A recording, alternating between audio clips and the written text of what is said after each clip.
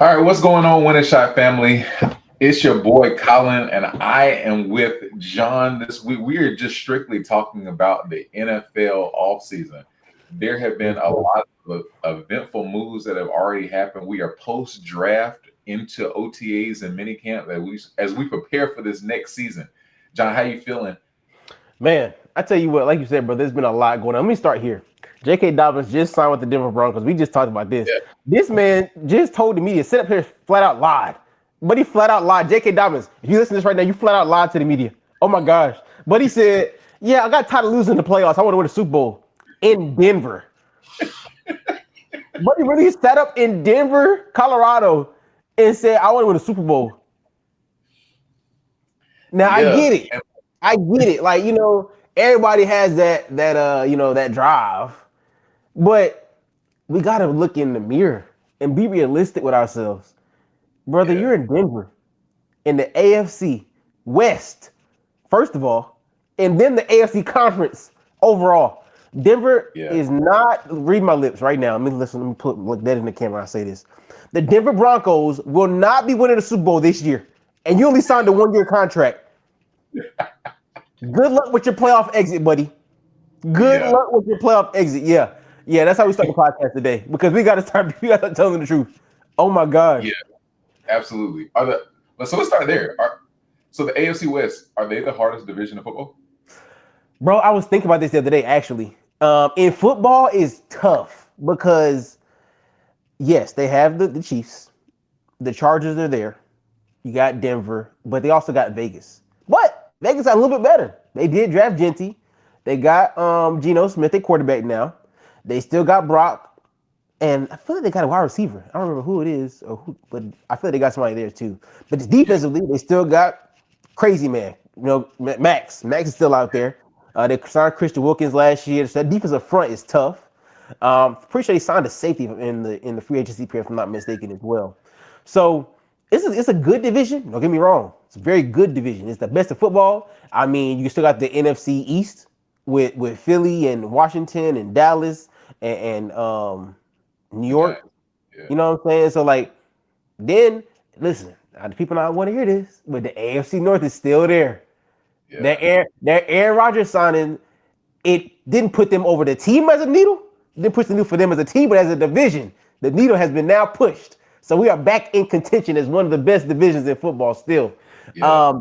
So I think that competitiveness-wise, I think they're definitely top 3 divisions the AFC West is. But the best in football, me personally, is going to be between the NFC East and the AFC North. I just can't. The rivalries that have been there from the beginning between all 8 of those teams in those 2 divisions, I mean, I think they outweigh what we see in the AFC West, personally. What do you say, man? What you thinking? Yeah, I mean, I see what you're saying with the NFC East. Like, there are a lot of historic rivalries. I think just at the bottom, I don't know what I'm getting. Like, with the Cowboys and the Giants, you have Schottenheimer coming in with Dallas.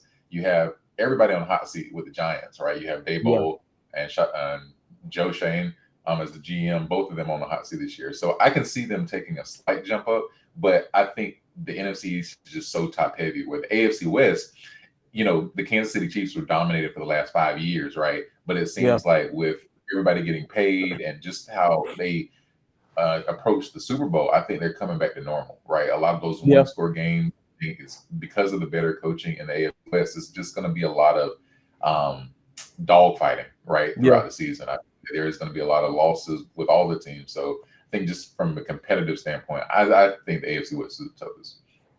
Okay. Yeah. I can see it. Yeah. So okay, let's talk about Aaron Rodgers, right? So you talked about the AFC North.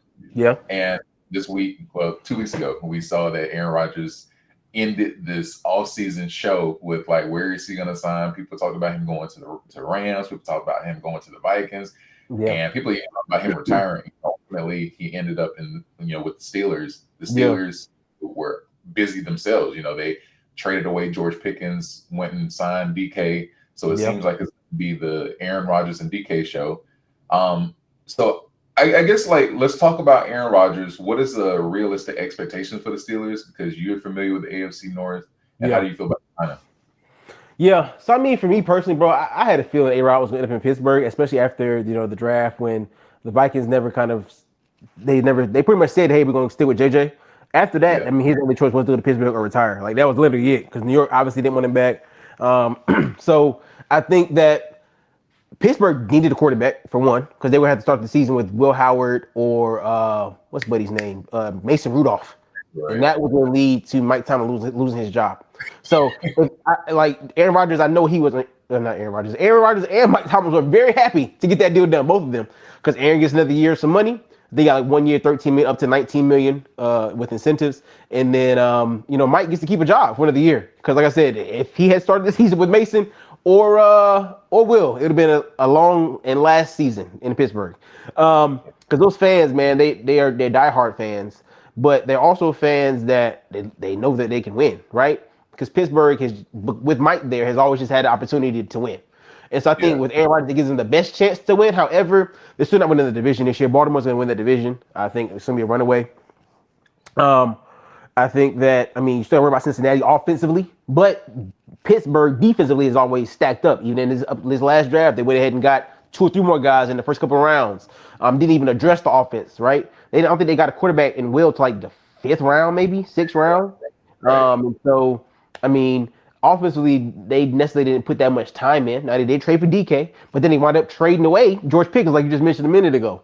And so it's really going to be interesting to see, to me, in the AFC North, kind of what the identity is. With Aaron Rodgers, you would think it's going to be a pass-first offensive team now versus a run-heavy team. Of course, once again, Najee Harris is in LA now, so he's gone at running back. And so it's like, okay, who replaces that production that he has out there with them? And so I think that into the division wise, they can now fight for second place with Cincinnati. But it's also going to be dependent on what happens in Cleveland. Because as much as the Cleveland Browns suck, if Shedeur gets an opportunity to come up on that depth chart, then they can make something shake with Shedeur as the starting quarterback. I think they'll probably wind up starting off with Joe Flacco, as they should. I know they have Kenny Pickett and Dylan Gabriel.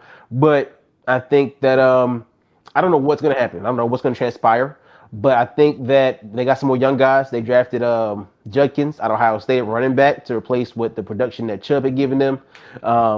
They went ahead and the receiver core wise, they still got Judy out there. They still got Njoku out there. They still had a couple other guys sprinkled in. And defensively wise, once again, you just paid a huge contract to Myles Garrett, drafted Mason Graham with the 5th overall pick. Was it Mason Graham? They went ahead and got I'm missing somebody. Was it Mason Graham? I forgot. Yeah. Okay.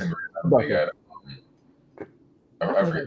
They got Dylan in the 3rd round. I don't know who they got in the 2nd. That's true. They did get Dylan 3rd. Like Judkins. They must get Judkins in the 2nd. Yeah, you're right. So yeah, I think that, like I said, depending on kind of how that plays out, it can be 3-way between those 3 teams in Pittsburgh, Cincinnati, and Cleveland to see who can really come up. Now I'm going to give the nod to Cincinnati just because, I mean, Joe Burrow, T, and Jamar, I mean, they put up crazy numbers, but the defense sucks. And as you see right now, they go through a crazy controversy with Shamar Stewart. Now I want to pay him his money. Trey Henderson, who's pretty much been topping the league in sacks for the past 2 seasons, not trying to pay him a new extension. So that's going to be very interesting to see what happens in Cincinnati. So I don't have to say this.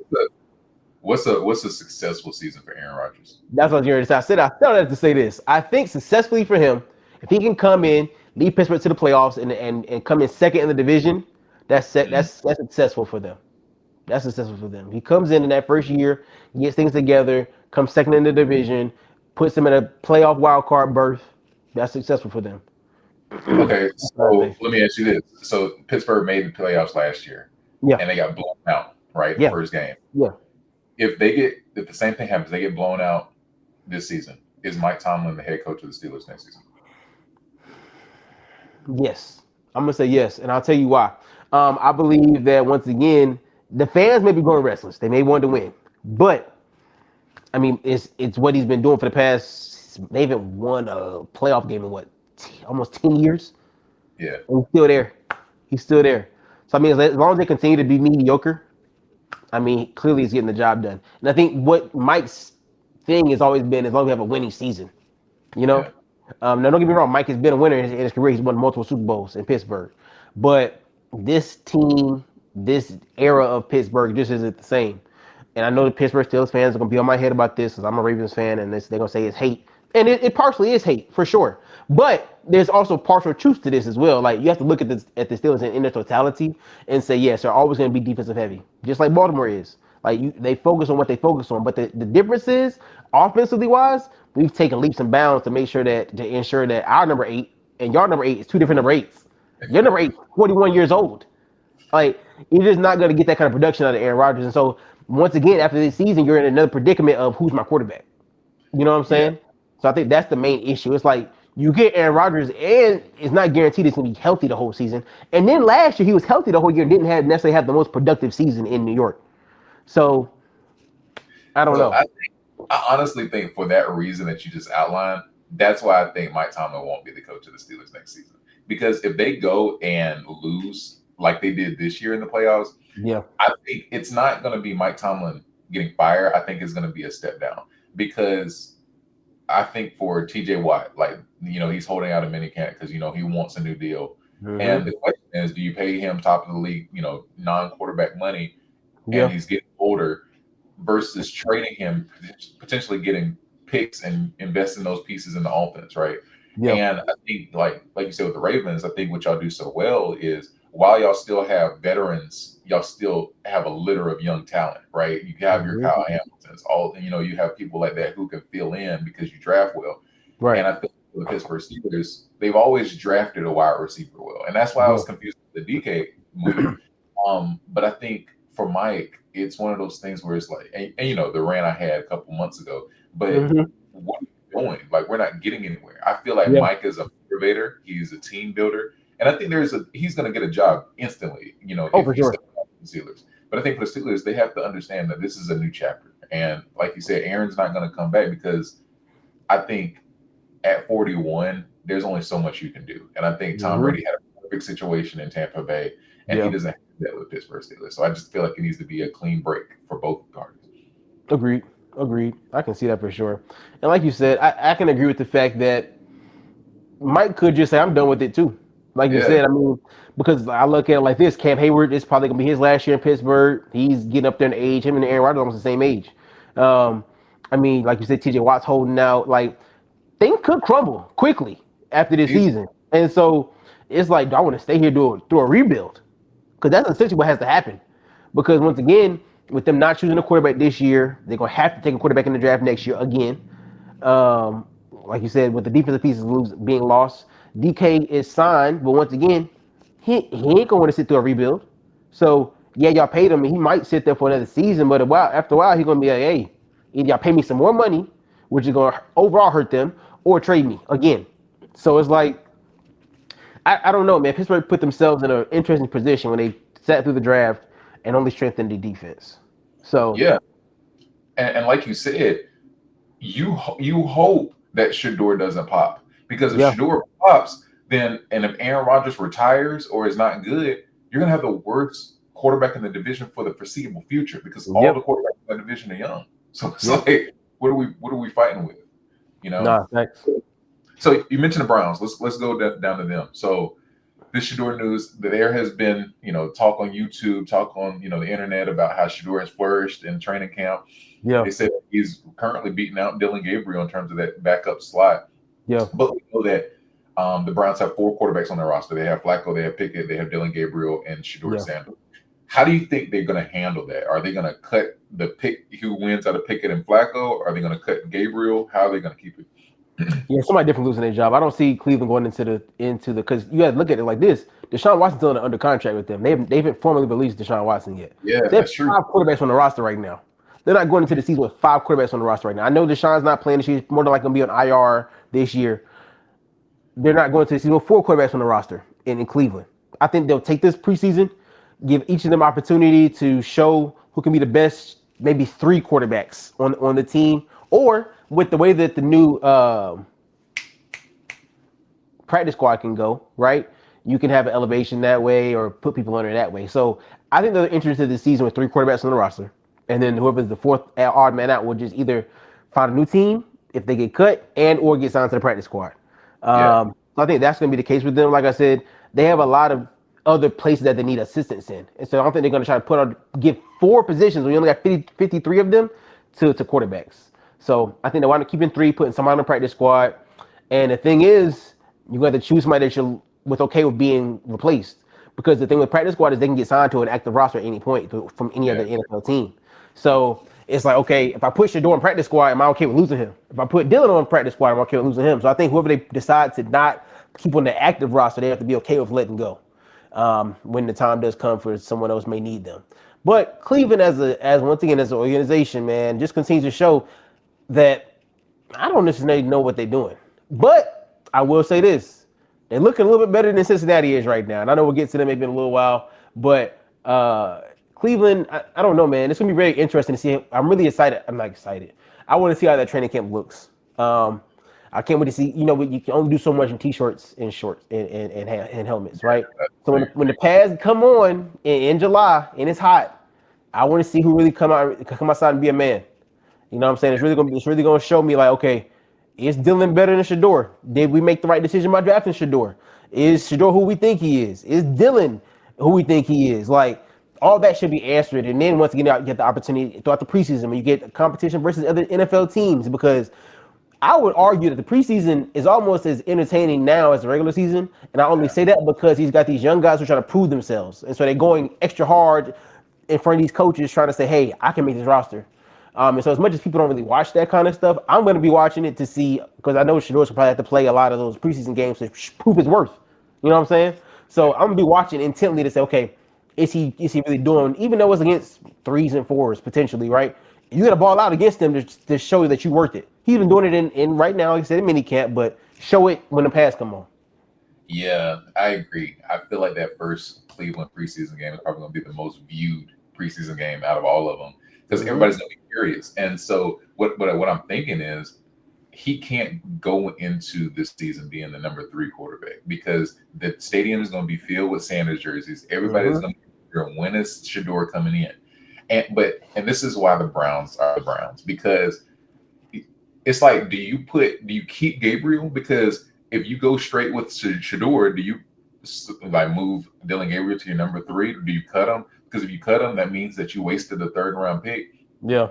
And it's like, it was kind of like when Cam Newton was with the Patriots, right? Cam Newton was a backup, but everybody was just waiting for him to become the starter. And you know, that starting quarterback had to look over their shoulder every time they made a mistake, because it was like, if we ever down in the game, they could easily bench me. And I just feel like that noise is why the Browns are so low class, because it's like, we are trying to get rid of this Deshaun Watson stain, this Deshaun Watson, you know, flop that the owner said. And now I've invited more drama, more news coverage, and it just doesn't make sense. And I think it takes away from the actual X's and O's on the team, because no matter how the Browns perform this season, every time they make a mistake, it's going to be like, is Shedeur coming in next week? And I think that just brings a lot of unnecessary chaos. No, that's facts. I agree with that wholeheartedly, bro. And I think another thing is that it's like you said, as soon as they start losing a game, or as soon as something like bad happens, they be like, ooh, this could be Shedeur's time. And I think, like you said, even within the quarterback room, like I saw an article earlier, Joe Flacco has doubled down. When he was in Baltimore, he made a statement when Lamar Jackson got drafted. He's not a mentor. He doesn't He doubled down on that statement in Cleveland. They asked him about it again with Shedeur and Dylan coming. He said, I'm not a mentor, Well, then a couple of days ago, he proceeded to take a picture with Dylan Gabriel at like the team photo day or whatever the case was, right? And a couple of days earlier, a video had also surfaced of Shedeur talking to him and saying, "Hey Joe, like just make a conversation." And Joe was kind of just like, "I don't really like blowing him off." And so it's like, it's interesting because their quarterback room also, you can kind of see also a little bit of divide.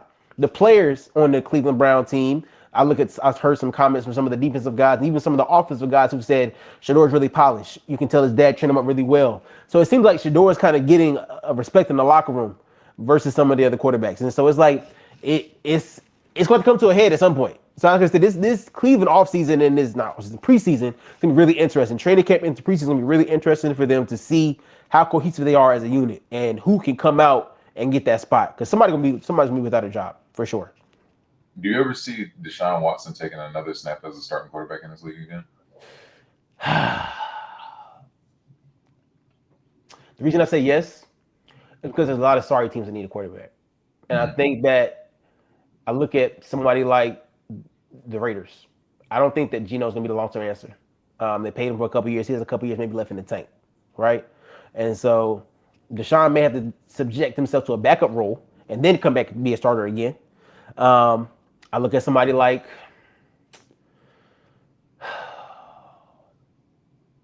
the Broncos. We got to see if what's the young boy name out there right now? Knicks. Yeah, Knicks. He's the long-term answer. If he's not, do the Broncos take a chance on Deshaun?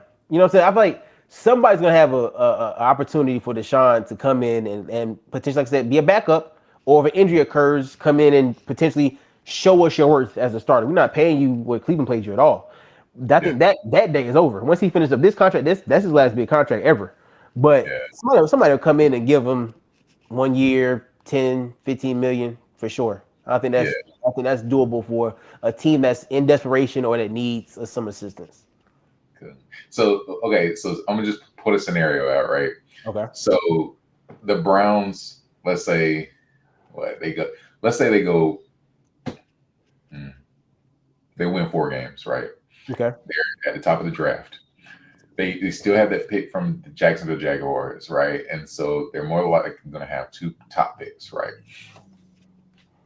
If there's a quarterback on the board, do you think they still build out their roster and just run with like a Shedeur or Dylan Gabriel, or do you see them actually going to get another quarterback next season? It depends on if those 4 wins were with a substantial amount of time played by Shedeur and or Dylan. Have they had an opportunity to really see them at their full potential? I think if they have played a significant role, then yes, you look at another quarterback. But if they've been like, okay, I played Shedeur maybe 2 games, I played Dylan a game or 2, and I played Joe Flacco for the other remaining games and started Kenny Pickett in reserve, then you got an opportunity to fill out your roster and say, okay, well, let's go back and run it back with either Dylan or Shedeur and see how that better suits us as a team and organization, right? I think you drafted both of them with either reluctantly or willingly to say, okay, they could potentially be something here in Cleveland. So I think it would be idiotic as an organization to say, okay, I'm going to go spend a first-round pick on another quarterback, and then you run into, once again, another year of, needing a thing. One second, I need to take this call, brother. My bad. I go to the main screen. Yeah, so I think what John was saying was right. I think they have They have different options, right? And I think the Browns are really a low class organization, right? For many reasons. And the only thing with the Browns, though, is that I think they're on borrowed time, because you have like Myles Garrett. Myles Garrett pleaded with the ownership that they needed to have a plan. We saw that with the offseason, Hard Knocks, whatever. And their plan seems to be chaotic. And I know that Myles Garrett ultimately wants to win. And with that division, I don't know necessarily if he will be able to. So it's going to be interesting to see, like, if Myles Garrett is on the roster next year and what they do and how they handle that. I think they have a lot of good pieces. But ultimately, I think this year is pivotal in terms of not just Andrew Berry, but also Kevin Stefanski, because I feel like at the end of the day, when you could see that cutaway shot when they drafted Shedeur, I don't think either of them wanted him. And I think this was from up top as in ownership. But yeah, it's going to be real interesting. So, all right, so let's move on. So I feel like the biggest talk of the offseason has been with the Cincinnati Bengals for the wrong reasons. So recently they drafted the Texas A&M defensive tackle Shemar Stewart, and they had signed T. Higgins, they signed Jamar Chase, and they signed Mason. They signed their other draft picks, but Shemar Stewart was holding out. And people thought that Shemar Stewart was being jealous. Shemar Stewart was being greedy with his money. But it came out recently, Shemar Stewart went off on the front office. And Shemar Stewart was saying that they were trying to insert this new clause where, if he had any issues or didn't meet any of the standards, if he got injured, then all of his guarantees would be wiped away. And also on the defensive end, we see with Trey Hendrickson. Trey Hendrickson has been going with has been in the contract dispute ever since this past season, right? And so for the last 5 months, they've been struggling getting those 2 contracts under order. And I kind of want to talk about Cincinnati's strategy, because we know Cincinnati historically has been a team that has struggled early in the season. And I think if they lose early in the season this year, then it's going to be some real problems, because I don't think Zach Taylor is coming back if they miss the playoffs. I think Joe is going to be angry, and there's going to be a lot of people that are going to be questioning a lot of roles in Cincinnati in terms of hot seat from general manager all the way down to, the end of the bench. So I guess let's start with the Bengals front office. We kind of talked in the group chat about how the Bengals are sorry in terms of their front office management. How do you feel as a AFC North fan about not just the Browns organization, but now the Bengals organization that seems dysfunctional as well? Okay. Oh, my bad. Yeah, I think for me, bro, I think about the Bengals organization, bro. Right now, they look piss poor. They really do. They really do look piss poor. It's kind of sad. Like, I laugh because they're in my division, and I'm like, y'all suck. But it's also sad because I'm like you said, looking at Shamar, at first I was like, Shamar, like, why are you going so crazy? Like, you've never played down of, NFL football. I'm thinking it's like, over guarantees and things like that. I'm like, your college production doesn't necessarily warrant this kind of, behavior from you. But when it came out to light that, the Bengals are trying to add in this clause that they've never added in before for any other draft pick, it's like, I get your frustration. You know what I'm saying? Like, how y'all just want to kind of just try to make me the guinea pig for this? And it's like, nah, I don't want to subject myself to that, and I shouldn't have to. And I understand that, right? Because like, how you're saying like, let me cover myself before I even touch the field. So because of that, why would I want to play for you right now until you decide that you want to pay me or like give me something else? You know what I'm saying? Like, and because y'all are not budging, it's like y'all trying to make me look bad. You know what I'm saying? I think that organizationally wise, who also in a contract dispute with your top defensive player in Trey Henderson, it's like this doesn't look good for y'all in regards to anything. Like you just mentioned a minute ago, if y'all don't get these two things resolved before the season begins, it looks really bad for y'all. Because defensively, y'all suck. Like, y'all have nobody if Trey Henderson doesn't play and Shamar Stewart doesn't play. I mean, it's going to look really bad defensively wise. So, yeah, you might put up 40 points with Joe Burrow, T. Higgins, and Jamar, but you're getting 45 scored on you and still losing the game because your defense can stop literally no one. And that was the issue last year. That's been the issue for the past, since Joe Burrow has been drafted. The defense has been absolutely abysmal. I mean, they can't stop a water leak. You know what I'm saying? Like, it's just been really bad for them. And so to see that they continue to have defensive struggles, knowing that they're not a good defensive team, is beyond me. It's like you would think you would kind of try to not break the bank, but open up your checkbook and say, hey, you've been really productive defensively wise. Trey Henderson leading the league pretty much with 18 sacks the past 2 seasons. Like, you don't get that kind of production often. This is not like an everyday occurrence. You know what I'm saying? So, like, the fact that they just refused to give him an extension and then just saying, well, just play under your current deal, nah, I'm not going for that if I'm Trey Henderson either. And then with Shamar, it's like, yeah, nah, I'm not going to go for that either when you've never done something to anyone else. Had this been a standard, had this been a norm for y'all, cool, that makes more sense. But you're just saying, yeah, we're going to start it with you and you're going to have to go with it. Nah. When I read the article the other day that he has the option to sit out the season and be redrafted, in 2026, that's the first time I've ever heard that in my entire life. I've never heard of a player like sitting out a season and being redrafted. You know what I'm saying? And then we had a whole discussion after that about, would he be drafted in the first round and da-da-da-da. And so you're putting yourself at risk if you decide to take that route. But also at this current moment, it's like the team doesn't even believe in me enough to stay healthy, to pay me. So it's like, don't even want to play for this organization. So you're kind of, it's a really interesting battle because, shoot, I didn't think they're going to be able to pay T. Higgins. I knew they were going to pay Jamar because they had to. He won Triple Crown. I didn't think it was made to pay T. But shout out to that agent who works actually for both of them. So he made that joint work for them. Like you said, Joe doesn't like losing, but shoot, you're going to miss the playoffs again, mess around with this front office. So I don't know what has to happen. It's just now I know somebody needs to do a contract restructure offensively to help the defense out. But something got to give, bro, because, I mean, Joe Burrow can't score 45 points every game and expect to win. That's just not going to happen. Absolutely. And I think the biggest thing for me is, what is the message you're sending to your locker room? Because your top draft pick is not even at camp. So he can't just come back to camp and just learn the playbook in 2 weeks. Nah, facts. What does that even look like in terms of your defense? Trey Hendrickson, your top. So I don't know who else they have on their defensive line, but it's like your top essential pieces aren't there, going taking reps. And it's not like y'all have lockdown corners where you can keep, you cannot have a good pass rush. And like you said, there's just going to be constant shootouts. And I just don't understand. We're talking about something minuscule to in terms of the overall cap space. Right. His rookie contract is not going to hurt you. It's like just money with just give him fully guaranteed, over the course of 4 years. And if you mess up, then you're not taking the hit as much. Yep. And like you mentioned, Joe, I feel like, Joe at this point, we thought that when he went to the Super Bowl that this was going to be a reoccurring thing between him and Mahomes. But if you look at these past couple of years, his stats have been great, but in terms of winning and production, it hasn't. And I think this really puts a taint on his legacy, and I think he understands that as well. And I just think the Browns are really doing him a disservice. And I think the more that this drama piles on, it's like I'm questioning if Joe will be a Bengal for life. Yeah, that's true, bro. That's actually a very good point.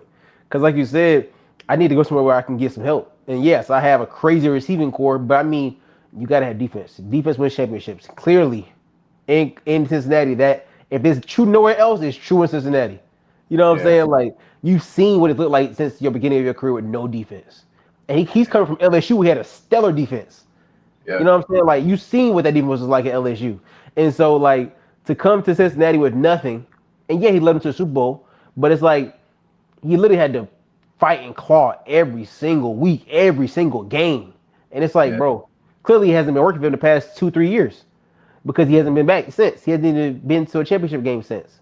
So it's like, I mean, he did go to the championship game, excuse me. He hasn't been to he hadn't made the playoffs last year. And the year before that, they only won like one game. So it's like, nah, it's clearly he's needed some help.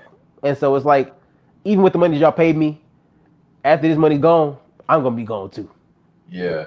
And they have no excuse because when you look at the Ravens and you look at the Philadelphia Eagles, they're able to get these deals done. Like they have AJ Brown, they have Devonta Smith, like you had Saquon Barkley, and a stellar defense. And these kind of things, when you were making the Super Bowl, you had to think 5 years out and say, hey, we're gonna draft, we're gonna develop, we're gonna build this team in a way we can keep stars and retain on this roster. Right. And it's like that's where good front offices separate from great front offices. And I think the Bengals are below that and below average. Yeah. So let's switch over to the Ravens. So I, like yourself, I have them winning the division. I just feel like for the sake of consistency and less drama, I would give them the nod. But how are you feeling about the Ravens going into this offseason with the mini camps and into next season? Man, I tell you what, bro, I have really been locked in with Ravens content this year in regards to watching us and what we've been doing, the guys we've been re-signing, the guys we've been signing. I really have been like, just want to make sure we're on the up and up, right? And I think the draft did us really good. I watched the Ravens Wire the other day, and I was just looking at Malachi Starks, who will now be the starting safety because Darius Washington, is going down. I think even had Darius not gone down with this ACL injury, I think that Malachi would have eventually just played himself into a starting position. I've heard nothing but good things from the Ravens organization, from the players, from all the content I've been reading about Malachi. I've heard nothing but good things. I'm super excited to see what he does this year in Baltimore. Defense, like I said, pairing him with Kyle Hamilton. We got Marlowe. I think Nate Wiggins takes a big jump in year 2 for him at corner.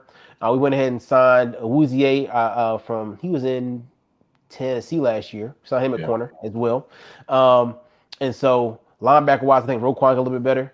We're going to see if Trent Simpson can really lock in this year, and I think he can to kind of complement Roquan. Defensive line-wise, I think, once again, we still got those dogs up front. We added in Mike Green. I really want to see him ball out this year, the rookie out of from Marshall, man. I talked a lot about him in the mock draft with you and Hundo. And y'all only had faith in my boy Mike Green, but he's a Raven now. So I got faith. And watch what I tell you. I think he's really going to show the world something. I think he's going to show them that he dropping to the second round was a mistake. And dropping to Baltimore, you know what I'm saying? I think we needed some pass rush help. We got Van Noy and Owe, but we do a lot of rotating when it comes to that D-line. And so I think having a pass rush and having an endless supply and some depth there really helps. Ojabo from Michigan, see if he takes a step this year he needs to kind of stay in Baltimore after this season. Adisa Isaac, another defensive end guy from Penn State who played with Owe. So I think we got some pieces depth-wise. Offensively, man, we just signed Rashad Bateman back. I thought that was a great signing for us because Rashad came in and had a career year last year after we gave him that first contract extension. And so I think that it was only right to pay him duly just this year with a 3-year, $36 million contract. Zay Flowers will be up for contract soon, so I think it was best to get that Rashad Bateman out first and then come follow up and pay pay Zay after. Tyler Linderbaum. We re-signed Ronnie Stanley. Lamar obviously still quarterback. Re-signed Derrick Henry to another deal. Keaton Mitchell's back at running back. He had tore ACL, so he's fully recovered from that. He said he's faster than he was before he got injured, which is crazy because he was super fast before. Then he's running a 4.2. So I mean, if he's faster than that now, I mean, the league might really be in trouble with us having a three-headed monster, even with Justice Hill back there as well. And so our biggest concern right now is going to be who's going to win off this left guard position in training camp. And right now, I think Andrew Voorhees, he's a second-year guy out of USC. He started actually last year, third-year guy, out of USC. He redshirted his rookie year. Last year he started, but he got injured again. And so this year he's fully healthy, looks like. He's been training super hard, so he's getting the nod right now to start at left guard. But we also drafted Emory Jones out of LSU. We still got Ben Cleveland out of UGA. So, I mean, we got some guys, man, that's going to be out there to protect Lamar. So, I mean, offensive line, I'm really excited, man. Like you said, I think in culmination, we have a really, really good roster to push for Super Bowl this year. So, I'm excited for it. So, it's obviously Super Bowl or bust for Lamar. So let's take Lamar out of the picture. Yeah. Who has to have a big year? Who are you looking forward to having a big year on the roster in order for y'all to win the Super Bowl?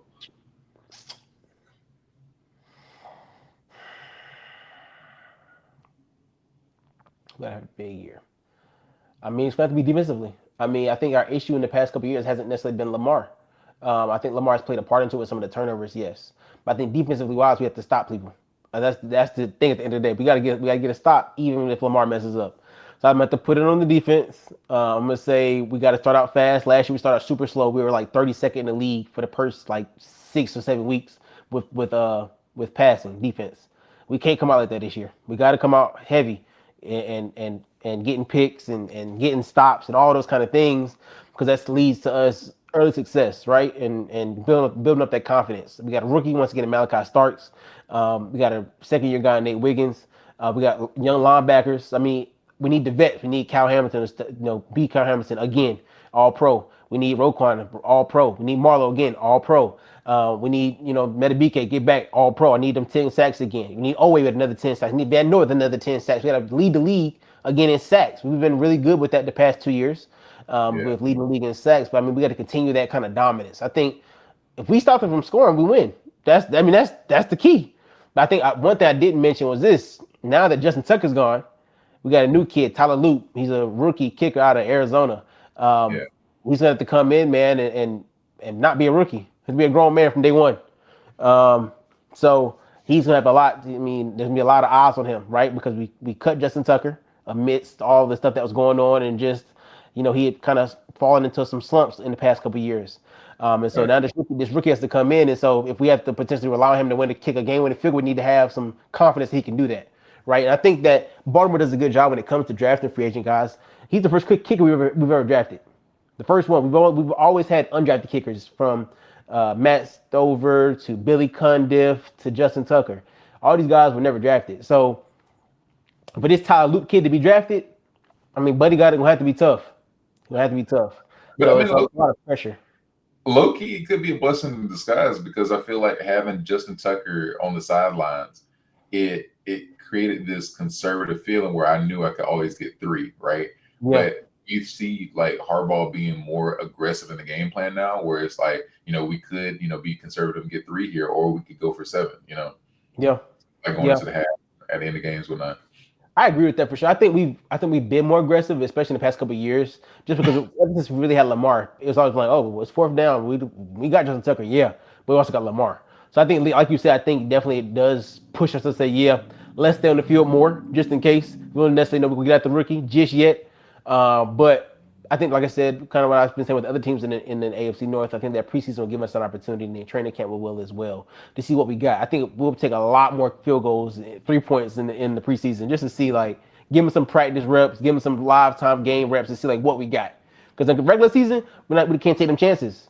We can't. We got a tough out the gate with Buffalo, in Buffalo, We got to come out dogfighting. We ain't really can't rely on 3 points. You know what I'm saying? That whole game to win. So we got to lock in from game one. And I really truly believe like everybody's really in go mode. We've been too close to not win it. We've had Yeah, teams that should have won it. So like you said, the Super Bowl or bust for us, and we got to get there. So I think everybody really gonna be locked in. Everybody really gonna be in that zone. And I've seen it. So we got mandatory minicamp next week. That'll give me some more determination. We signed D-Hop. I always forget about we signed D-Hop this year too. So now we really got a strong, one of our best receiving cores that we've ever had since Lamar's been there. And I've said that before, but this one, it really is. It really is. I mean, we really got some guys. So I'm excited to see, man. Zay got bigger. He's been in the weight room. D-Hop has been, they said D-Hop ran one of the fastest times in OTAs this offseason. So I'm like, people think he lost a step, and it's like, yeah, y'all sleep. So this is really interesting. yeah. I just can't unsee what I saw in the Super Bowl with D-Hop. Like that drop catch and I know it's just one drop catch, but it's like, man, Yeah. I remember with the D-Hop I used to see, like in Yeah. Arizona and Houston, it just didn't seem like it was the same. But let's keep going. So I want to go over to the AFC East with New England. So the other big news in the offseason has been with Stephon Diggs. Obviously, he was on, but I think the biggest thing was him signing that contract and coming off the injury. Right, the Patriots have made a lot of moves, like good and bad, this offseason, but they've been aggressive, and they got Will Mason. What's the guy's name? The offensive tackle LSU. Will Campbell. Yeah. I believe. So let's spend a few minutes talking about the AFC East. What are your expectations for Patriots, and who do you have winning the division? I think the Patriots are gonna be sorry. My expectations for the division, who's gonna win? Who do you got? Let me see. Patriots, Jets, The Bills, Dolphins, and the Bills. So the Bills are gonna win. I think hands down. I don't think it's even a question for me. Tua is it's unfortunate, but Miami is just organization wise is just not good. So they got a lot going on internally with Tyreek Hill and other things amidst that. So I just don't. They're not gonna be good. Not good enough to beat the Bills. Patriots not gonna beat the Bills, and the Jets. They want to be good. Justin Fields could do something, but it's not gonna be enough to do anything. Like playoffs is a no for them. So, I mean, yeah, the Bills win that division easily. In my personal opinion, it's a runaway. Actually, they might sweep the whole division. To be honest with you. So who's second in that division? Honestly, bro, the Jets could be second. I think the Jets have a better defense than Miami right now. Offensively wise, I mean, they got Tyreek Hill, they got Jalen Waddle, but the thing has always been Tua. That's the thing. It get cold in October, and they got to go up to New York to play in a Thursday night game. You're cooked. So it's like, yeah, I think the Jets, if Justin Fields comes out and is actually playing decent with his weapons, him and Myles Garrett have been playing together. No, Myles Garrett. Garrett Wilson playing together since Ohio State, right? So I mean, like they got that connection. I think the issue has always been that offensive line with them. So it depends on how that offensive line blocks for him. And defensively, they got a lot of guys that can really hoop. You got Sauce, one of the best corners in the league. You still got Quincy Williams down there and his brother at linebacker. So it's like we got some pieces. They wound up letting C.J. Mosley go, if I'm not mistaken. I'm pretty sure C.J. Mosley's not in New York anymore. So, I mean, that's going to be a big change for them. But it's really interesting to see what could happen there. Yeah, I actually, looking at the Patriots schedule, I think they have a very favorable schedule. I have the Bills winning in the landslide in terms of that division. Yeah. But I could see the Patriots sneaking in the second because I feel like the Dolphins are really just dysfunctional. Like, ever since the whole thing with Brian Flores, it just seems like people thought that 70-point game versus the Broncos, they were, a contender. They were amongst the Chiefs and the Ravens and all those good teams. But the reality is, man, they're not good at all. Yeah. And I feel like Mike Vrabel provides a little bit of stability with the Patriots. Question is, what do we get with Stephon Diggs? Because is Stephon Diggs still a wide receiver one, right? And if he's not, does that wide receiver room look like last year, right? Do we have anybody we can go to? Because I feel like Drake May, at this early stage of his rookie year, or in his rookie-ish career, he needs somebody he can go to, right? To trust. Yeah. So, yeah. Do you think that this is a make or break year for the Dolphins? Like, do you think Mike McDaniel's on the hot seat if they suck this year? He should be, but will he be? I don't know. Yeah, I don't know. I don't know where Miami's direction is right now as a team. Like I said, on paper, Miami's supposed to have a roster 2, 3 years ago. They had one of the craziest rosters in the league.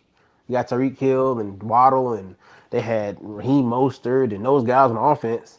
Defensively, you had Ramsey and Wilkins and Jaden Phillips. So he's in Buffalo. I think he's in Miami too. Then they wound up trading for Bradley Chubb. I mean, like you had all these guys and like couldn't get nothing done. yeah, And now a lot of these guys are gone or not wanting to be there, and it's just a lot going on in Miami that the organization is kind of lost right now. So I just with another losing year this year because they're not winning anything of importance this year. I think that they could explore the options at quarterback and at head coach. yeah. Is Tyreek on the roster next season? Nah. He not. They start losing again. Nah. Tyreek want to win a Super Bowl. Another one, I think. Yeah. I mean, and so he not just trying to keep losing. I agree. I think Miami is going to suck this year. Honestly, I have them like vying for last in the division. I feel like Aaron Glenn. It's between the Jets and the Dolphins for me. I haven't decided which one I want to put last, but I just feel like because Aaron Glenn is going into New York as his first coaching job, there's going to be a lot of pressure and a lot of expectation that he has to do something. And with the Jets' schedule, they don't have a lot of adjusting games where they can just have layups. And I just feel like with all the scrutiny and everything going on, they handled the Aaron Rodgers situation. Is Justin Fields a good quarterback? It's just too much. And I just feel like even though they have a good defense, I don't know if they haven't necessarily enough on offense to keep up with a lot of these teams. Yeah. That's facts. So who do you have winning the NFC East? Like the Cowboys you mentioned earlier, like the Giants, the Eagles, Commanders. Is it the Philly again? The Eagles. There's no ifs, ands, or buts about it. For me personally, I think that Dallas will be better this year with their receiving core, but defensively, they're another team that doesn't have an identity. I mean, you got Micah Parsons, and Trayvon Diggs will come back, but then what? So you don't think? Huh? So you don't think the Commanders can win the division?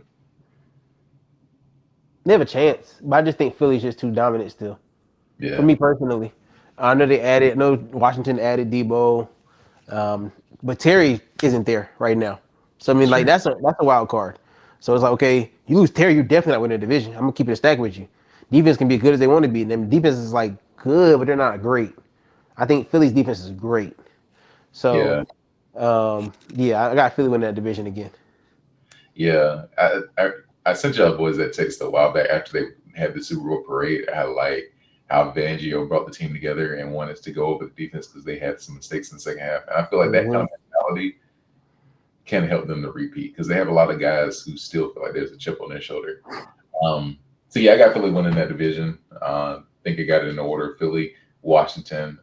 Honestly, I would say the Giants will be over the Cowboys. I'm not a fan of the Cowboys this season just because the head coach, we just don't know what they're going to like, what he is. He's gotten fired from multiple locations and as an offensive coordinator. So it's like, what do they have? How do you think that the whole Russ Jameis situation is going to be this year? And do you think Jackson Dart starts at all this year? Jackson Dart's not starting at all this year. But also the Giants aren't just going to be good offensively. That line sucks. That offensive line is abysmal. And they have not fixed it yet. They keep addressing that defensive line, they're tough. That defensive line is tough with Dexter and Thibodeau, Burns, and they just drafted doggone Abdul Carter. So I'm like, that's ferocious. That's a ferocious four. Oh my gosh. Yeah. So offensive line wise, no, it's gonna be really bad. So I think it's gonna lead to Russ being on the ground a lot this year. I mean, you got Malik Neighbors out there on offense, but then what? So yeah, I mean, New York's still gonna be New York. They still gonna be losing. So I don't see them being better than Dallas. I think it's gonna be a tough battle with the defense and offense. But opposite wise, New York ain't gonna be able to do nothing. So yeah, I don't know. Russ is just another team we just collecting a check. So fair. Not mad at him. Who wins the NFC South? That was always a toss-up. Carolina, Bucks. Who else out there? You got New the Orleans. Saints, the They're not Panthers, winning. Falcons. Falcons could be intriguing. I really want to see what Michael Penix does, man, as a starting quarterback in Atlanta. I think did they give him the nod to start this year? Well, I think Kirk has been at training camp, but I don't think he's been taking reps. I think it's been majority Michael. Okay. Well, if that's the case, and Michael starts, they have an opportunity to do something in Atlanta this year. If Kirk starts, nah. If Kirk starts, I'm going to go with Tampa Bay again. If Michael starts, they can challenge Tampa Bay to win that division. That's what I'd say, personally. But also, and Carolina could be a dark horse in that division.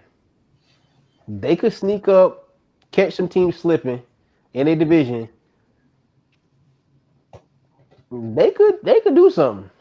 But also, I'm not putting no stake in that. I'm not putting no stake in that. I'm not putting no stake in it. Carolina, in my personal opinion, Carolina reminds me a lot more of like New York and Cleveland. Like they're kind of at the bottom of the division, but also they're not gonna be at the very bottom because New Orleans sucks. Everybody hear me clearly. All the Saints fans out there, pack your bags for Cancun right now. I'd actually purchase my ticket to Cancun immediately. I wouldn't waste any time really watching the games. I'd watch them from Cancun, honestly, and just wait for the team to get there and meet y'all there. So yeah, I think Carolina could be third actually this year. I'm sorry about that, Carolina. I'm sorry. Y'all better than New Orleans. Yeah. Can any team from this division win the Super Bowl this year? No, Colin. you must have wrote that down just to try to get a rise out of me. The answer politically is no. The answer politically is no, sir. They cannot. They're not made up to win any Super Bowls in the next 5 years. In anybody in that division. In the next 5 years. Nobody in that division set to win a Super Bowl in the next 5 years in the NFC South. I'm gonna repeat it again. Not this moment. We gotta stamp that for sure. Yeah, please stamp it. If somebody in the NFC South wins Super Bowl in the next 5 years in Atlanta, Carolina, Tampa, or the New Orleans Saints, yeah, every subscriber, I got something for y'all. If any of them 4 teams win Super Bowl in the next 5 years, I got a gift for every subscriber who subscribes to the podcast. Wow. I'm gonna clip that and put it on. I'm gonna put it on the extra page too and on TikTok. We gotta clip that for sure. Yeah. The only person I think has a chance is Tampa Bay. I kind of like how Baker has kind of had this redemption story, but I don't think they have enough to compete with the contenders. That's the only team that would have a shot to get to the playoffs, in my opinion. Yeah. It's like we have to put an NFC South team in the playoffs just because. Yeah, just because. But Super Bowl winning, nah. Yeah. Nah. All right, so let's go over to the NFC North. So you got the Bears, the Lions, the Packers, and the Vikings. So I want to start with this Jaire news. So we have Jaire was recently cut. They've been trying to find a trade partner for him, but they didn't want to pay him the $17 million. So realistically, like before we get into the actual division, where do you see Jaire landing? Boy, oh boy, Baltimore, get on that phone, Baltimore. I ain't never mad at another corner, Baltimore. Lamar and Jaire played together in Louisville, Baltimore. They're good friends. I'm just saying. Hey, he only probably gonna take a 1-year deal, some team friendly, because the Packers still got to pay him. The dead money they owe him, just like Russ when he left Denver. So I mean, they got to get that man his bread. So he might sign something team friendly with a contender. You know what I'm saying? I think he wants. He's young. He's still 28. He want to win. I think he also wants another contract. So I think he'll take a 1-year deal somewhere. I think I heard from Josina that he's already heard from 6 teams, but I think he wants to go with a contender. I've also heard that Pittsburgh is looking for a corner, but I don't think that they're a contender. So I think that he'll go to a contender. I think that contention-wise, he'll look at Buffalo, Baltimore, Philly, and Philly already got kind of some corners solidified. So Baltimore, Buffalo, I think he'll look at heavily. And then he'll make a decision. So I think that young man will sign a 1-year deal with one of those teams and help get them to where they need to be to be honest with you. Because I think Baltimore, we get Jaire. Oh my gosh. I mean, we have the best secondary in the NFL. Hands down. That's fair. Like it will be crazy. It will be absolutely insane if Jaire would be a Raven this year. So I really want to see what he signs because I think the thing has been, he's been injured the past 2 years, which is true. He's only played 14 games in the past 2 years. But when he's healthy, top 5 corner in the league. Yeah. And that's not really up for debate either. So, I mean, somebody's about to get a dog for this season until he gets a big contract next year. So, who's the best quarterback in the NFC North? Best quarterback in the NFC North? Yeah. We got JJ, we got Jordan, we got Jared Goff, and we got Caleb Williams. JJ is clearly number 4. They're down. Caleb hasn't shown me enough yet, so he's number 3. That leaves me with Jared and Jordan Love.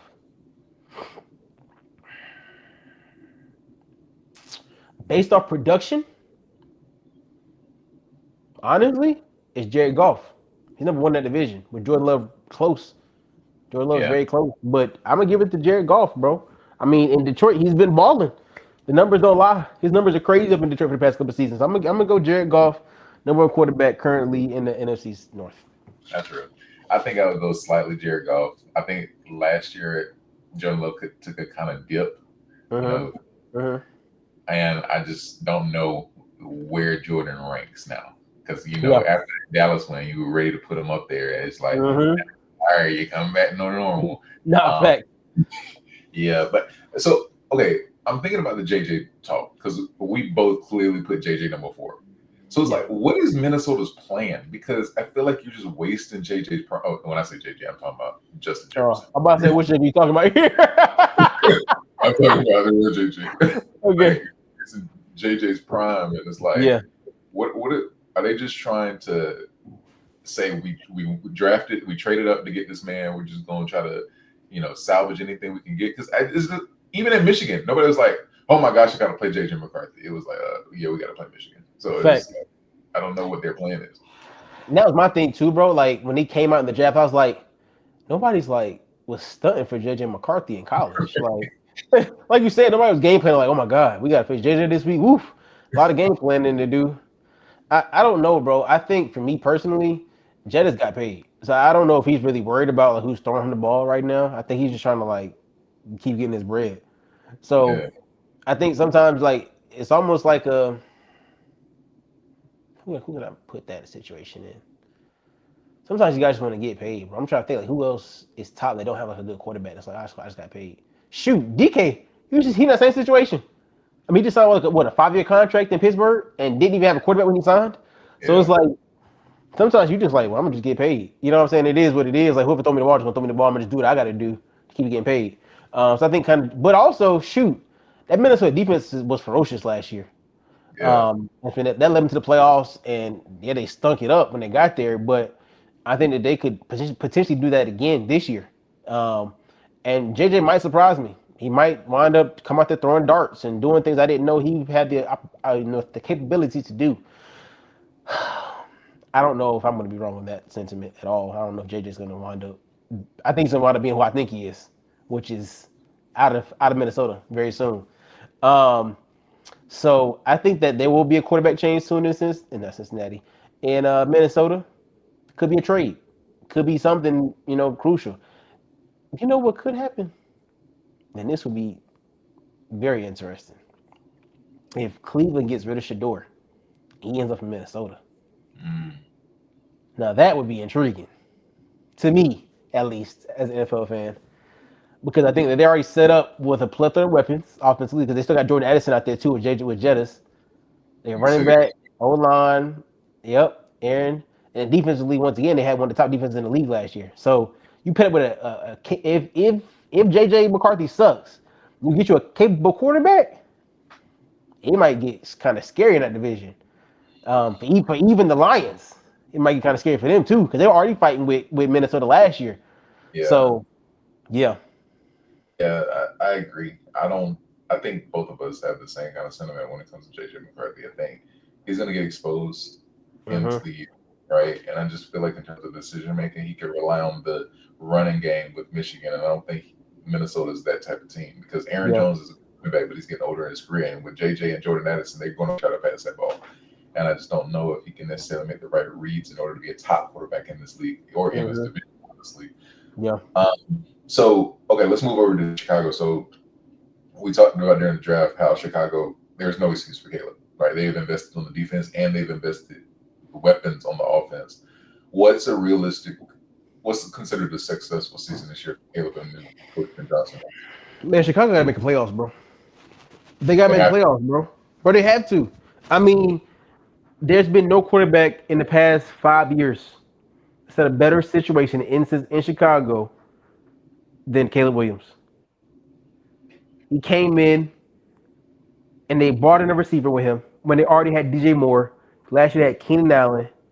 The defense, what they had just signed Sweat and all those guys, like there was nobody who came with a better situation than Caleb. So last year was the second year in the league? Or was it last year's first year? No, last year was his first year. Okay, so this is year 2 for you. So this is year 2 in this offense. You got the same coordinators. A lot of the same players return to you. It's a fact. I mean, I don't see a reason that they should not. Now, don't get me wrong. The division's tough. We got to go through Detroit, who is a powerhouse in NFC right now. You got to fight with Green Bay, who you've always had to fight with, but there's no Aaron Rodgers there anymore. So the boogeyman is gone. And then you got Minnesota. So I mean, like, you have to be a grown man. And speaking on that, we got to put this division as one of the top divisions in football as well. If Caleb and JJ play up to the level that they need to, that's the caveat. I think that for Caleb though, I mean, like, it's no excuses. You can't win the 1 pick, but there's no excuses for you, bro. Like literally no excuses. He can never say, "Oh, I never had weapons. Oh, I never had a defense to help me out. Oh, I never." No. All those things were washed off the table for you. They added in Joe Thuney to help that line to keep you upright this year. The excuses out the window, what's your name, Caleb? I mean, what you gonna do with it? What you gonna do with it, big dog? You gotta turn it up. You gotta turn it up, bro. Like, be a man. That's it. You this year 2, learn that playbook. There's a lot of controversy of he didn't necessarily want to go to Chicago. All that's gone, bro. Yeah. Put the pads on, line it up. They're expecting a lot out of you. His timeline is only expedited now because of Jamie Daniels. Like, yep. I feel like now that we're seeing what he can do, Jaden Daniels, I feel like they were almost about to make the Super Bowl. Like, and for Caleb, if he, like you said, if he misses the playoffs, there's going to be a lot of people that saying, "Man, we should have gone with Daniels." Exactly. Quarterback. So yeah, I agree. So who do you have winning that division? That's the stuff, bro. Like I said, with the way that Johnny said right now, I'm gonna still take Detroit. But depending on what happens in Minnesota, they can make some shape. Minnesota, like I said, they're not that much off from Detroit. And Detroit just lost their starting center in Frank Ragnarok or something like that. Yeah. He was one of the best centers in the league. So like they got to replace that, which takes a huge hit to their offense as a unit. Because the offensive line was like one of the best in football. And so the fact that they lost him, that takes a huge hit to them. So it's like, y'all have an opportunity, Minnesota. You have an opportunity. I wouldn't say Green Bay, but they just lost their best corner. And I don't know who their corners are right now. I saw a report they're trying out free safeties at corner. I said, oh no. It's been a long season. If they're trying to free safeties at corner, that's not good for y'all. So I think that puts them at a hurting. Like I said, Chicago has a big opportunity in this division right now to like man up or shut up. But for now, it's Detroit's division to lose. It's theirs to lose. Yeah, I have Detroit winning the division. I have actually Green Bay second. I don't think I think that Chicago has the weapons, but I think they're going to drop some games, and it's like, come on, Caleb. And I feel like it's going to be Ben Johnson's first time as the head coach, and there's a lot of continuity with, like you said, the Minnesota, Green Bay's, and Detroit. And I think Green Bay sneaks into that second slot, but Detroit wins it. All right, so Okay, let's go over to the NFC West. So we have the Rams, the Cardinals, the Seahawks, and the 49ers. 49ers signed Brock Purdy. And he is getting paid 55, I think, a year. Too much. Let me tell you right now. Yeah, here we go. Here we go. 49ers, y'all gonna regret that decision immediately. You gave Brock Purdy $55 million a year. I'm gonna bite my tongue. I'm gonna bite my tongue. But here's the truth. Here's my truth. He's not worth $55 million a year. And so what's worth? Like, what's a good number for you? 40. Okay, that's all. But see, the thing is, I guess there's two ways we're looking at this. Like, obviously, from the 49ers, it's like, all right, you could have probably gotten him on a discount. But for Buck, I'm like, I'm better than the guys that are I'm better than Trevor. I'm better than that. I've done more. Like, I deserve to get paid this money. You did more because you had more pieces. So that like, once again, here's the thing. If I take this same Brock Purdy and throw him to Vegas, then what? But you can say that about Dak and Trevor. Put them in Vegas. It's the same stuff. Nah, they would have a better season. Trevor and Dak would have a better season in Vegas than Brock Purdy would. Man, they're going to have the same season. It's going to be the same. Oh, they don't have any weapons. No. Like, I don't view Brock Purdy as this guy that she's making $55 million a year, bro. $55 million a year is insane. But it's okay. All shall be exposed. All shall be exposed. Don't worry. That's the fact. I agree with you on that. Don't worry. Now that you're making the big money, you have to do the big things. You gotta provide big stats. Every year. Yep. You can't bring 55 and then come out here and throw in 25 touchdowns and 15 interceptions. No, sir. That's a fact. That's not your credit. And you don't have Debo anymore. And you don't have Debo. You have to be a man. You gotta be a man. You got CMC, you got Ayuk, and you got Kittle. So I mean, you gotta make something shake with them three. Yeah. So surprisingly, I don't know who you had win the division, but I got the Rams winning this division. I think the addition with Devontae and that defense that I saw last year, I think the Rams run away with it. I think the San Francisco is probably going to be number 2, and then I would go Seahawks and Cardinals. Yeah. How are you feeling about the NFC West overall? Who do you have winning the division? NFC. You said NFC overall. I'm going to take the Rams as well, brother. Like you said, with that division, with them keeping Matthew Stafford, they don't really know what's going to happen with that. But then they added in Devontae Adams. I think that helps them a lot. Yes, they lost Cooper Kupp right to the Seahawks, but when you replace him with Tay Adams, and you still got Puka Nacua out there, you still got Kyron Williams at running back, still got the O-line, still got that young defensive guys out there. What's my guy named Verse and the other young boy that they got out there on the defensive side. So I mean, like, they're gonna be smooth, bro. I like what I'm seeing from them, and I think that they have enough to win that division. It's sad because I think San Fran was the powerhouse in that division for a while, but now they got Brock Purdy as starting quarterback. I just don't have no faith in that kid. I'm not gonna hold you. I really don't. And he may prove me wrong, bro, but I really got a feeling he's not going to. $55 million is a lot of money that you put into this 7th round pick. I think he wanted to show you why he was a 7th round pick. See, but my thing is, okay, I hear you. But one thing I can say is, like, with him being with the offensive coach like Shanahan can cover a multitude of sins.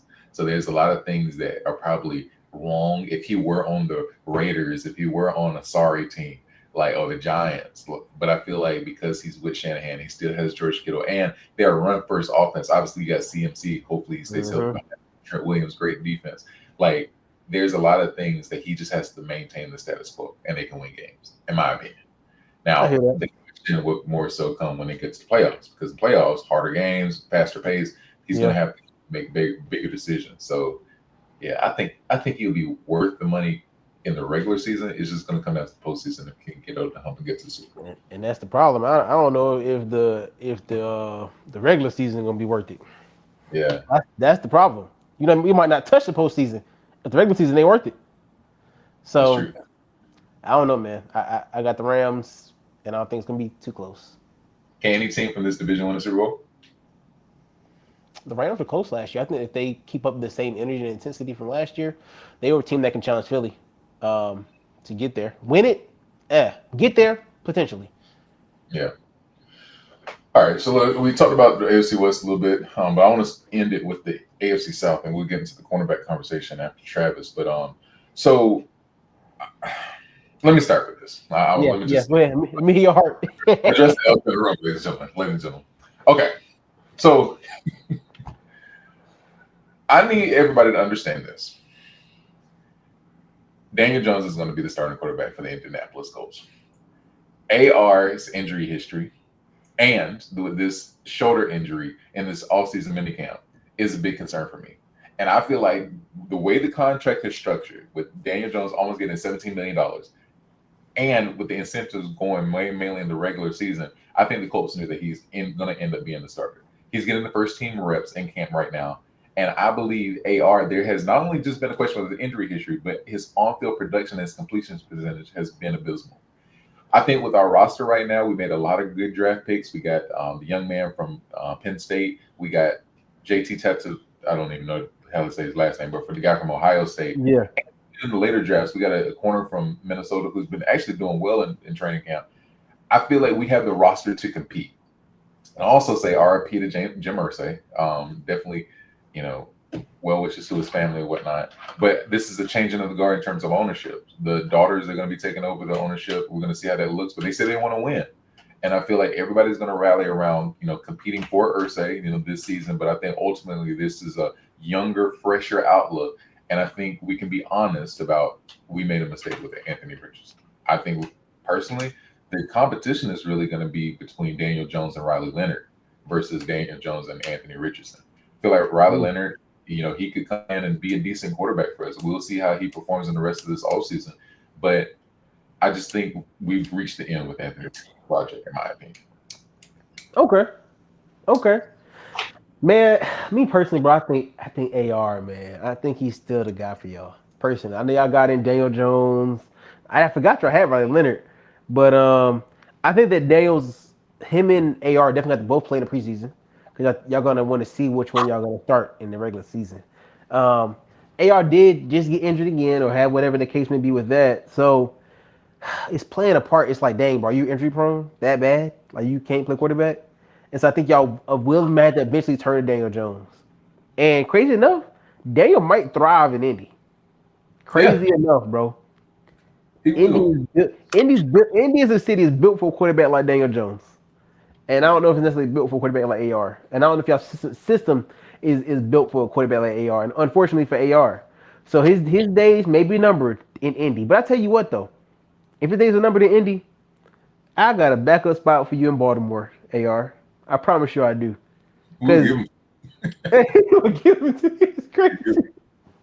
But see, my thing is this, bro. It's like, and I only say that because Buddy's still running 4.4. I mean, you can't teach speed. So I mean, at the end of the day, like I've seen him when he is healthy. I like some things that I saw from the young man. He has potential. I just don't necessarily know if that framework in Indy was ever going to be built for him. I don't know if y'all had the system for like mobile quarterbacks. Y'all are a more stationary team when it comes to the quarterback position, and y'all have shown that time and time again with Phillip Rivers. I mean, y'all had what's the other guy y'all had in there? Matt Ryan. I mean, like y'all systems are built for a Daniel Jones kind of guy. So I mean, like that makes sense to me.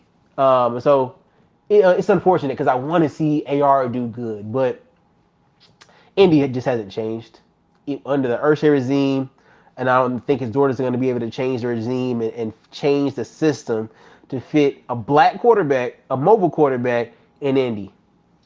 But see, hold on, because we can't throw that out there because there's a stat out there that says that he was like 67% completion percentage on checkdowns. Like, do you know how crazy that is? Like, we can't even get the layups together. Like this, and I'm gonna say this. I just feel like we can't even put the race card in anymore because he's just not. Let's just say mobile quarterbacks then. Let's take out the black, put in mobile quarterback. I feel like for Riley Leonard's a mobile quarterback. Like he's not as mobile as like a Lamar, but in Notre Dame he was running a lot. and I feel like he's a little bit more mobile than Daniel Jones. So I feel like for the type of quarterback we're looking for, it's not even in terms of mobile or stationary. It's just like, can you make the basic reads? What's up, man? Bro, you know how I feel about Ollie Leonard. That's fair. That's fair. I'm gonna give you that. But what I'm saying is, I feel like in terms of play style, Notre Dame ran the mess out of him. And I just think the problem with AR was more so, can you make the basic reads and can you read defenses? That was the problem. I don't think it was that type of quarterback. We would love a mobile quarterback. We would take a mobile quarterback because Shane Steichen had a mobile quarterback. Well, a mobile-ish quarterback with Jalen Hurts. So but once again, you got to look at what Philly did. When you get mobile quarterbacks, we got to change the system to fit that quarterback. Like, that's true. There was a lot of running plays designed for Jalen Hurts. You had to change the offensive line. You had to change the schemes. You got to change the way that things are done. And I don't know if Indy's willing to make that totality change. I think it's easy to say on paper, yeah, we can build something around him, but culture-wise, all this stuff has to shift when you have a mobile quarterback. Forget him being black. A true mobile quarterback, you got to change things to fit that kind of dynamic offensively.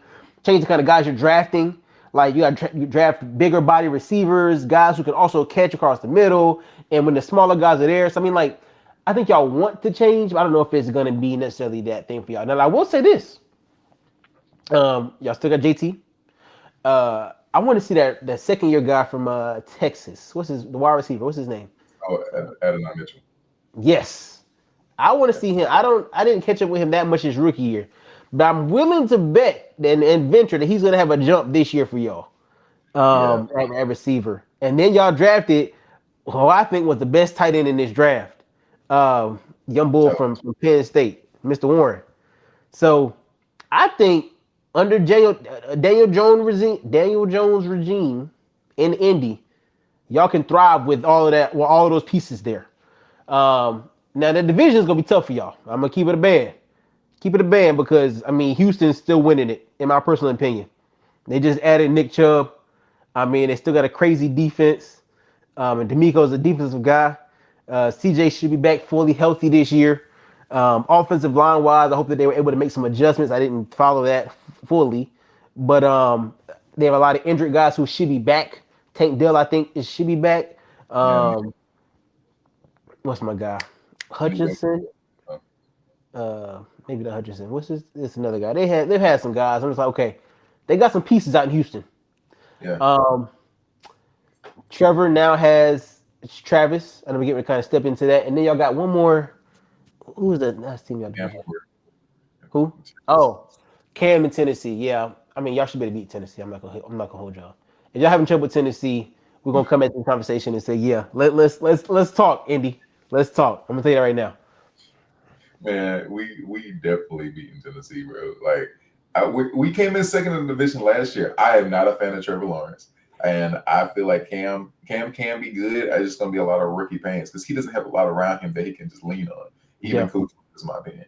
And the only thing with Houston though is yes, they have the pieces, but Laramie held up that offensive line last year, and losing him to Washington, I just don't know what it's gonna look like. And they say that CJ's back throwing now because he had a shoulder injury early in the offseason. I just don't know what that's going to look like this season. So hopefully they can drop some games and we can compete to win the division. I feel like them boys, we're going to be motivated, man. I don't know. Obviously, I'm not saying we're going to win the Super Bowl, but I feel like it's just one of those things with the Pacers. It's man, we just got to believe. We got to believe in each other. All right, so let's talk about the Jacksonville Jaguars. So I'm not a fan of Trevor. And like I said, since y'all put the boys that graphic about him compared quarterbacks like Geno. We call Geno a bridge quarterback. We call people even Baker.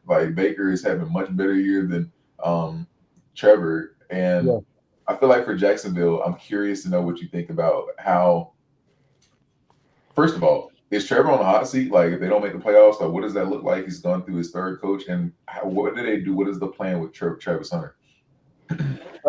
I don't think Trevor's on the hot seat, but they just paid him last year. So I think, this year I think he has a rejuvenation. I'm not saying he's going to be MVP or anything like that, but I think that Trevor Trevor can be a good quarterback, bro. I think if he can play up to what I know he can play to, he's a top 15 quarterback in the league easily. I think that for me personally, he has a lot of weapons now, and he's had weapons before, but you still got Travis back there. You got Brian Thomas Jr. They just drafted Travis Hunter. I think it's going to be crazy. I think that, offensive line wise, I think that's been a big detriment to him. He's not had necessarily the best offensive line all the time. Defensively, also, he needed some help, but Travis ain't going to be I got to see how Travis is going to look first. But I think that defensively, we got to see what happens. Didn't they draft somebody else defensively too? I could be mistaken. I didn't keep with them fully after the Travis draft piece. But I think that in regards to Trevor overall, Trevor has to have a bounce back year. Trevor has to have a year where we're looking at something like upwards of 30 touchdowns with single-digit interceptions at maximum 10 interceptions. And then we're looking at upwards of almost 4,000 passing yards. We got to have that from him. But then even outside of that, making the right reads, doing the right things, like all that's what matters to them in Jacksonville, and they can fight y'all for second in the division. Both y'all, I think y'all in Indy and Jacksonville could fight for second in that division. I think obviously Tennessee's the clear out as the 4, but it's gonna be between y'all and Indy. I don't think either one of y'all are gonna beat Houston out for that first spot in the division. But yeah. Yeah, I guess. I feel like this is a make or break for me in regards to Trevor, because I'm tired of hearing he's young, he's the golden boy. Like, I don't want to hear that. Like, yeah. I think he has some clear holes that I've been seeing. I've been on this train for about 5 years now, and I just feel like people have to be honest about what Trevor is. I think for Travis, do you think the majority of his snaps are going to come on the offense or defensive end? Man, I've been watching training camp videos, and at first they were playing him a lot on the offensive side of the ball. Then they started getting him on the defensive side of the ball, and he looked even crazier. But I said it from Jump Street, though. I think he's going to be a better defensive player than he is offensive player. I've been saying that from Jump Street. I think he'll make an impact on the offense because you're going to have to keep him in contention. If you don't, he's going to go crazy. But defensively wise, he has elite corner skills. He has always been a corner. I think he's a corner that plays receiver. That's what I think he is. I think that defensively, he's going to get really sticky in coverage. He's going to probably guard your best receiver. As a 2 overall pick, he's guarding your best receiver from jump. So I think he'll have that opportunity, but I think he's going to thrive in it, bro. I really do. His ball skills and his coverage skills are really elite at a young age. And then offensively wise, he gets some opportunities. Let's just say you come in on a third and 7. And you got Brian Thomas Jr. and on the opposite side, you got Travis that comes in. It's like, okay, pick your poison for real. Because I'm a double Brian, but you literally can't single cover Travis because he's gonna get open. So it's like, it's gonna be really interesting to see how. That's why I'm like, Trevor's gonna be better because he's gonna have that opportunity more, right? I think he's gonna have some pieces to be like, oh, boom, okay, they're gonna double Brian. I can either throw a seam to Travis or catch what's the tight end name? I think they still got Buddy down there too at tight end. Yeah, Evan Ingram. So it's like, you gonna have more opportunities to make some more things shake. So I think Travis helps open up things for everybody else on the offensive side of the ball, but primarily defensive wise, he's gonna be like that. I think. Yeah, I agree with you completely. I feel like because on offense as a wide receiver, you're kind of reliant on the quarterback play. Mm-hmm. I feel like defense, he gets to be himself a little bit more, and hopefully they allow him to roam. And to follow. But I think what I'm looking for Travis is being I still stand out while playing on both sides, because I'd rather him stand out on one side rather than being mid on both in the NFL. You get what I'm saying? Nice, facts. I'm with you 110%. That's why I said I think primarily defensively, he'll start there. Me personally, I think he'll start there and then come in and be wide receiver 2. Yeah. So I want to end this talking about cornerbacks, since we're already on Travis, but give me your top 5 cornerbacks in the league currently headed into the offseason. Top 5. And speaking of that, we're going to put this on TikTok, man, because I want to hear what y'all got to say too. And we've been talking about this, and we'll get to that at the end of this. But top 5 for me, dang, that's tough, bro. Number 1, let's go Pat Surtain. I just think he's elite. elite corner, Pat Surtain. I Yeah. mean, Sauce Gardner, he's up there. Marlon Humphrey, he showed me last year that he's still all pro Marlon when he really wants to be. I'm gonna give Marlon 3. I think he comes back and does it again this year. Dang, bro, this is tough. Some really good corners in the league. Like I said, bro, I mean, Jaire's up there. Jaire's up there, bro. I mean, he got to be up there. He's elite once again. And then let's go with who am I missing? Who am I missing? Elite corners. Somebody gonna say, "Dang, I'm not on this list," but You got Stingley. You got yeah, Stingley. Give me Stingley. Give me Darius Stingley. I'm confused. Yeah. Yeah. Okay, that's a solid list. Okay, so one, I will go Surtain, PS2. Number two, I don't know if I'll put Sauce up there. Like, I would put Sauce. Give me Sauce. 2, 3, I would go Stingley. 4, I gotta go look at L'Jarius Sneed's numbers because he was good in Kansas City. I don't know if he was good in Tennessee last year. I didn't check his numbers either. Yeah. Low key, that corner from Chicago had a good year. Jalen Johnson. Oh, Jalen Johnson? Yeah, he's good. Top 5, though. I don't know. That's what they're 5. I'm trying to think, bro. Let's see. I'm trying to think, bro. Like, who am I missing? Anybody?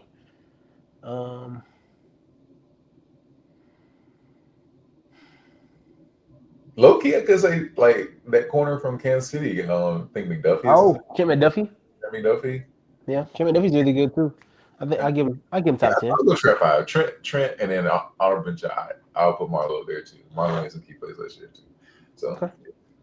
Yeah, cool. So, anything else you want to talk about going into this offseason? Nah, man, because I'm super excited, bro. Oh, we didn't talk about Ramsey. Ramsey's also on the trade block. He's out of Miami. He's true. Out of Miami. Now is he still top 5 with that list I just provided to you? No. But is he top 10? Heck yeah. Heck yeah, Ramsey's still top 10. And he's out of Miami. They already said like he's getting up out of there. It's just trying to find a partner at this point. Who's better, Jaire or Jalen? At this current moment, Jaire. Jaire in the top 5, right? Yeah. At this current moment, Jaire is better than Jalen Ramsey. Okay. But Jalen, like I said, he's still Jalen Ramsey. He's still good, but he's just not Jaire right now. But like I said, both of them are coming off like injuries and stuff like that. So like, I'm still giving Jaire the nod just because he locked down. He's locked down, and I've seen Jalen. He came in lockdown, but he hasn't necessarily stayed locked down throughout his career. Unfortunately for him, in Miami more specifically. So, what do you think Jalen Ramsey ends up? One of them going to Pittsburgh, bro. I'm gonna tell you right now. Either Ramsey or Jaire going to Pittsburgh. They need a corner. I mean, they got what's his buddy name? Joey Porter Jr. But outside of him, I don't know who that other corner is. So, yeah, one of them going to Pittsburgh. And I think, like I said, both of them, I believe, want to play for contenders. Jaire's never won a Super Bowl, so I think he didn't want to play for a contender. Jalen Ramsey won a Super Bowl with the Rams, so he's more so in a situation of like, okay, I can go to a contender, but also just give me whoever can give me that bag for real at the end of my career. Because I think Jalen is going towards the end of his career versus Jaire, who's 28. So, yeah, for sure. That's solid, man. I think it's going to be an eventful season. We still got a lot, more in the offseason to go. We even got to the hard knocks here in the offseason. So, yeah, I'm curious to know what is going to transpire in these next couple of weeks. We definitely will be back with more content. Not even just with the NFL, but with the NBA, WNBA. We have that content right at your front door as these events take place. So, listen, this concludes another offseason episode. We appreciate y'all for tuning in for this long. We've gone through almost every NFL team, and we will be back as the updates go through. Y'all go ahead and comment, like, and subscribe. Put y'all's prediction in the comments as well. We'll be sure to get back with you and then call you bogus if you bogus. I promise. All right. Yeah. You got anything else, John? Nah, man, I appreciate y'all. Like Colin said, man, like, comment, subscribe. Hey, y'all see me on TikTok in them comments. Y'all comment on TikTok. I'll be right there responding. So when we drop these top 5 lists of these corners that we just talked about just now, we put it on TikTok. Go ahead, let us know how you feel, because I promise you, I'm gonna respond, guaranteed. Yeah, Appreciate absolutely. y'all. Absolutely, got to stand on these opinions and predictions for sure. All right, man. So that concludes another episode, man. Continue to stay tuned for more content we got coming. Just like, subscribe right now. Go ahead and press that button. Peace. Peace.